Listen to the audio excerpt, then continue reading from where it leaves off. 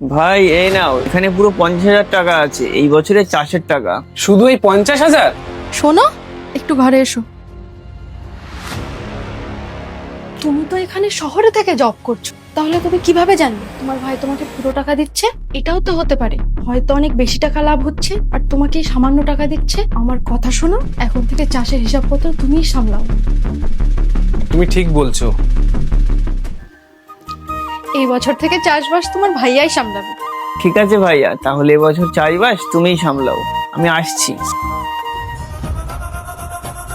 বস আরে, হ্যাঁ ভাইয়া বলো, কি জন্য ডেকেছো? এই নে 20,000 টাকা, এই বছরে ফসলের টাকা। শুধু 20,000 টাকা? আরে ভাই, এসব খুব ঝামেলার কাজ, তার উপরে 30,000 টাকা লস। তুই সামলা এসব, চাষবাস আমার দ্বারাই হবে না। ভাই, গত বছরেও আমার 20,000 টাকা লস হয়েছিল, কিন্তু আমি আমার নিজের পকেট থেকে 20,000 টাকা অ্যাড করে তোমাকে 50,000 টাকাই দিয়েছি, যাতে তোমরা এটা না মনে করো যে আমি মাঝখান থেকে টাকা মেরে দিয়েছি। তাছাড়া ভাইয়া, তোমাকে একটা কথা বলি, যখন ফ্যামিলিতে কোনো বিষয়ে হিসাব চলে তখন ঘরের মহিলাদের দূরে রাখা উচিত, না হলে এই মহিলারা জমির পাশাপাশি ভাই ভাইয়ের মধ্যেও ভাগাভাগি করিয়ে দেয়।